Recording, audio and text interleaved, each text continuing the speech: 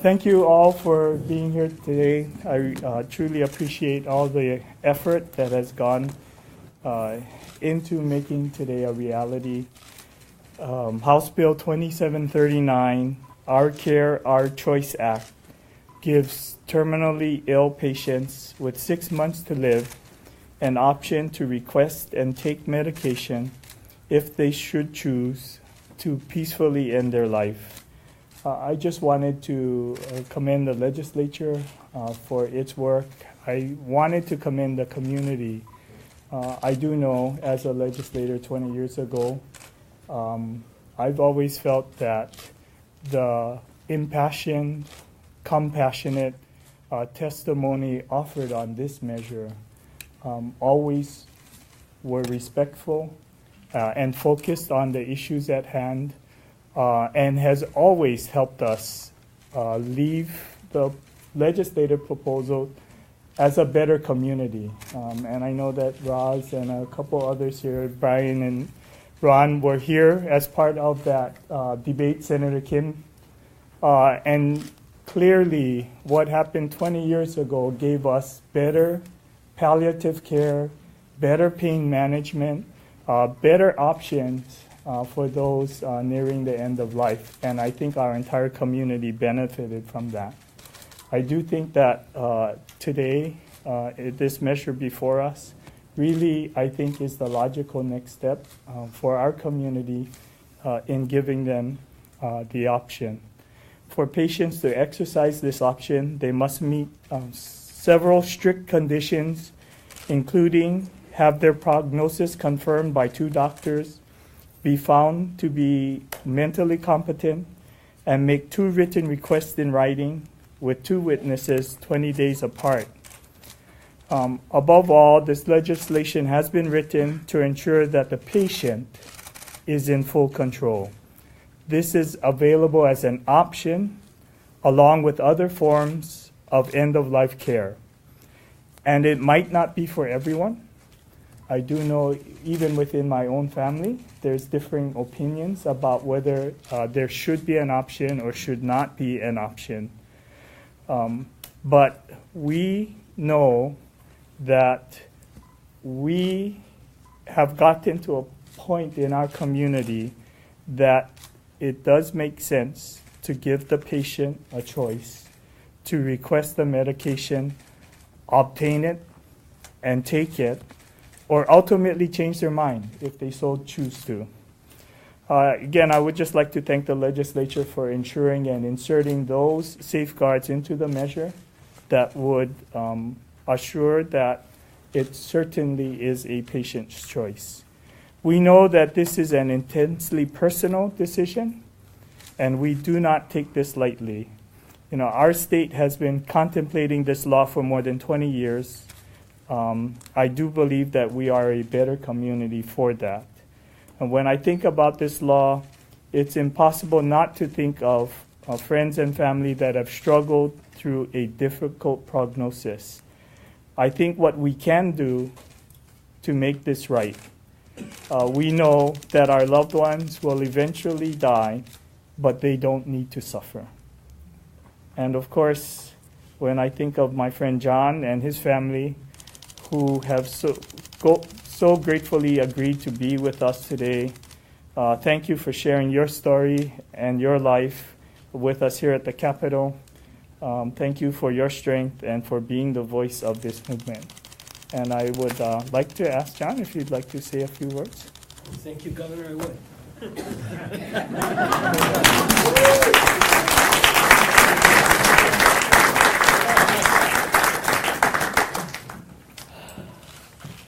I'll hold this way.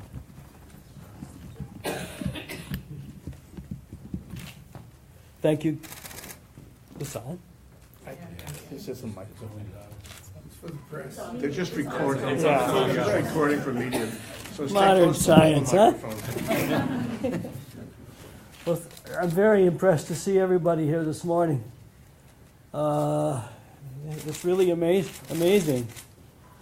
I wanted to say a few words, and the governor has graciously allowed me to say a few things.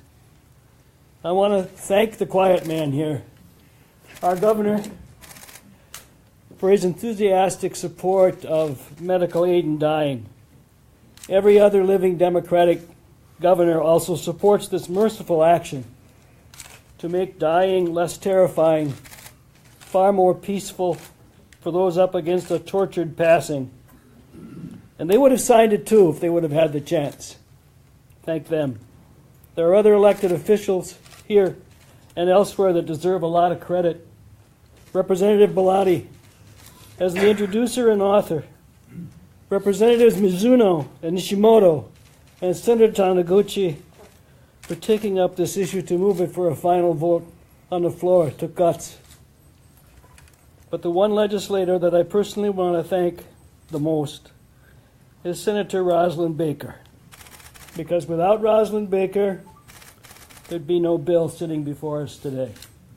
She made the decision to take the only opportunity available to her right now, and it was a very courageous decision. The vast majority of us for years, as the governor has said, have clearly and repeatedly lined up in our support for medical aid in dying. It took a lot of people working a lot of years, working together. I can't list all the people that did it, but many of them are in this room today. I want to thank my company, Capital Consultants of Hawaii, for taking this up for me. I'm happy to have been a catalyst in this since last year. And I can honestly say that this is one of the most satisfying lobbying experiences of my entire life. Finally, after 20 years, we have a law that permits mercy in dying. This will give the choice on when to die to the person who is dying, who will have to go through all kinds of hoops and ladders, but ultimately will get to the goal. And then we probably are going to have to look at this later on, but if barriers come up. But from now on, from right now anyway, I'm just really happy that we got a bill to sign and go ahead. Ironically, it's not going to affect me personally, probably. I just finished my 60th round of chemotherapy yesterday, and that means that it's still working. 20 months or 600 days beyond the timeline that medical science said was likely for me to live. Now, only a few get this far, and I'm definitely on the day-to-day program. This bill takes effect in 272 days. And then, of course, you have to go through several things to get to the end, to prove that you're not kidding around or being forced to do it out of some other reason. It just goes to show you, finally, how hard it is to pass laws where highly emotionally charged situations are the norm, and how much courage and how much real sacrifice it takes to do it. The Hawaii State Legislature has done its duty. The governor has walked the walk. But for me personally, for all of us, Rosalind Baker is owed a deep vote of thanks and a new nickname, Senator Merciful. And that is new.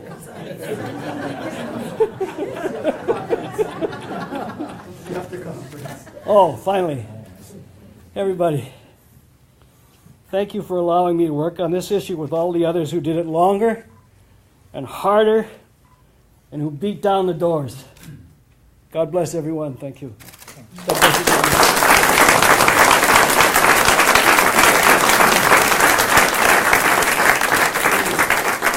Thank you. On behalf of the Senate, Senator Baker, would you like to say a few words before?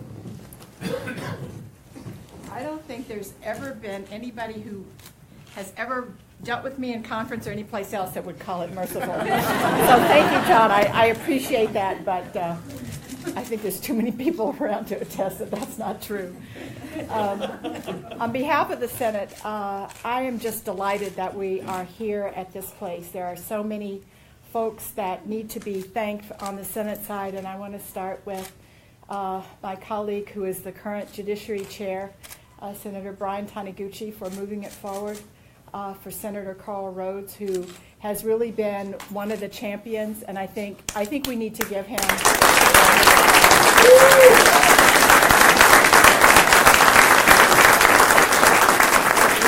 because he really took the bull by the horn, so to speak, last year when we moved another bill.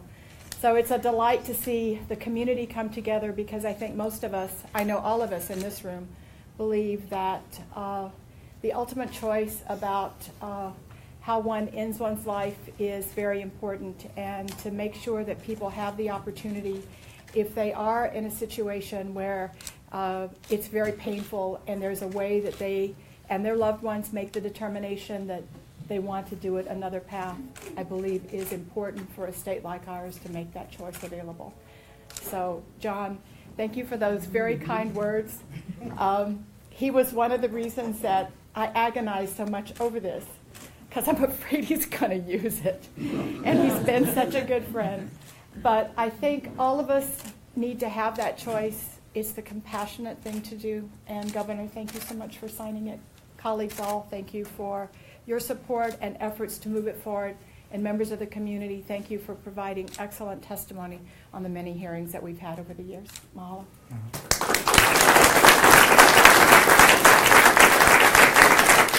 On behalf of the House Majority Leader, Della Alvarado.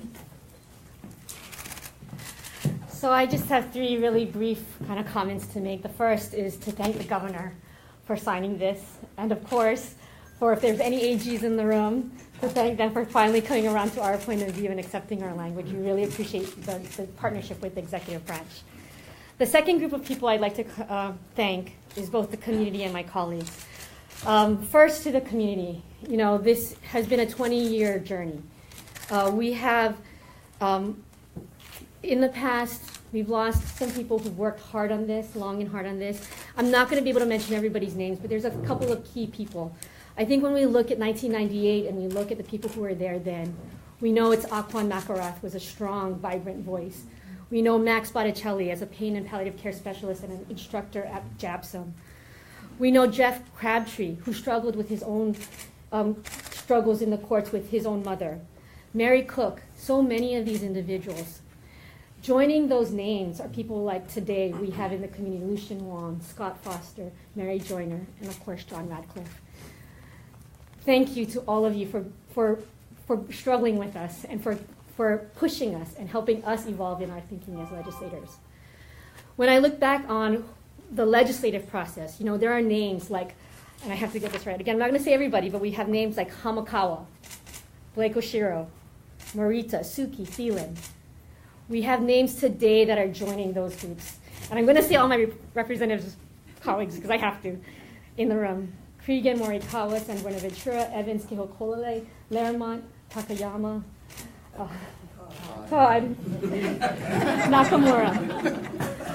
All of you helped push the conversation along during the year when folks thought that there was no hope, and that is the power of the caucus. That is the power of conversations that we all have to continue to have. So you may be disappointed in 1 year, but you have to keep coming back and having those conversations. My two colleagues that I have to really thank on the House side are Representatives Mizuno and Representative Nishimoto. We struggled with this, we listened, and we worked hard.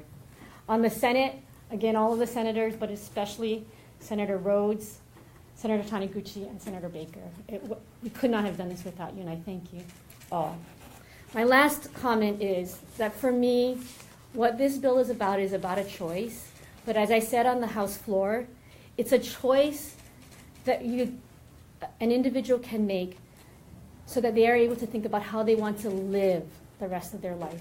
This is a bill not simply about the choice to die, but how do you want to live your remaining lives? And that is the message that I think that we should all take away from this, because we all know that there is an end to this.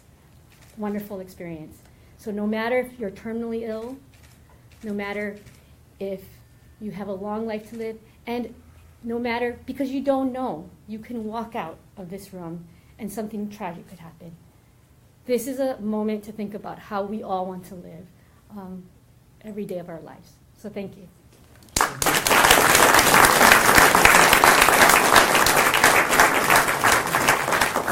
John, if you could cover, all the legislators can join when we sign.